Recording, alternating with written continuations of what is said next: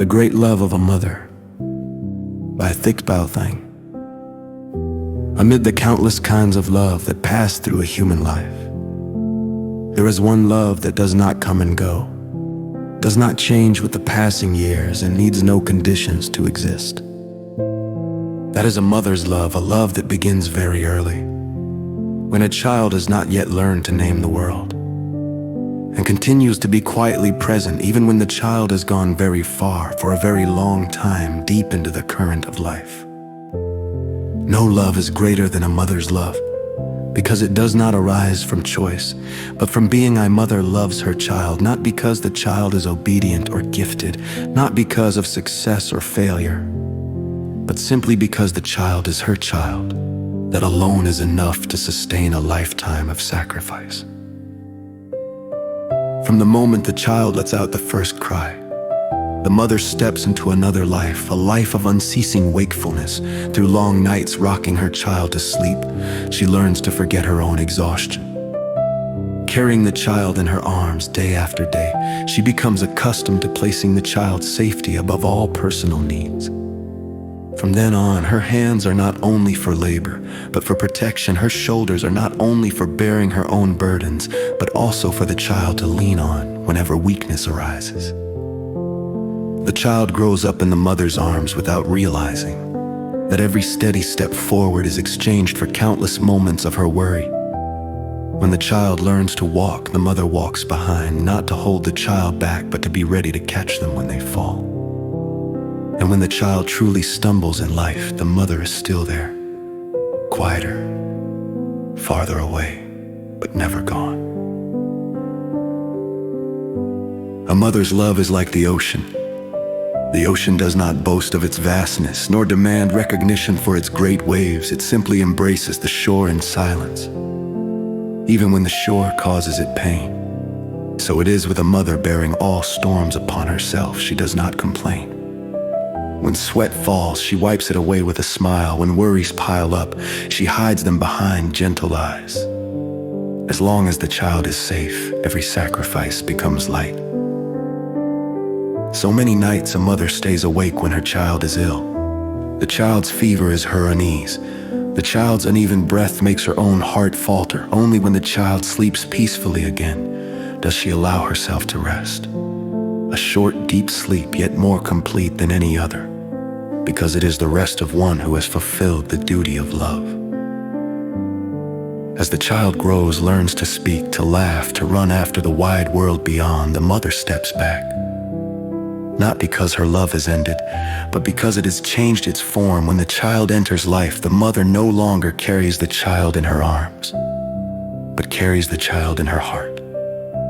Every step the child takes, every decision the child makes, she follows silently, never interfering when growth is needed, never letting go when support is required.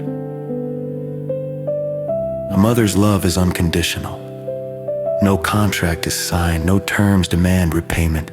She does not love in anticipation of gratitude. She loves from the deepest instinct of compassion.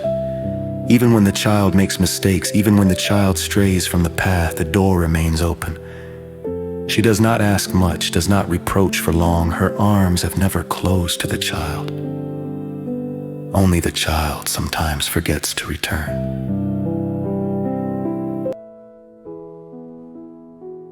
Seen through Gandhitel eyes, a mother is the embodiment of a Bodhisattva in everyday life.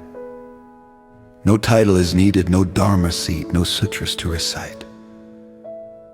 Every hurriedly cooked meal, every freshly washed garment, every gentle reminder to eat well and care for one's health. These are living teachings of selfless love. A mother practices by loving her child completely, holding nothing back for herself.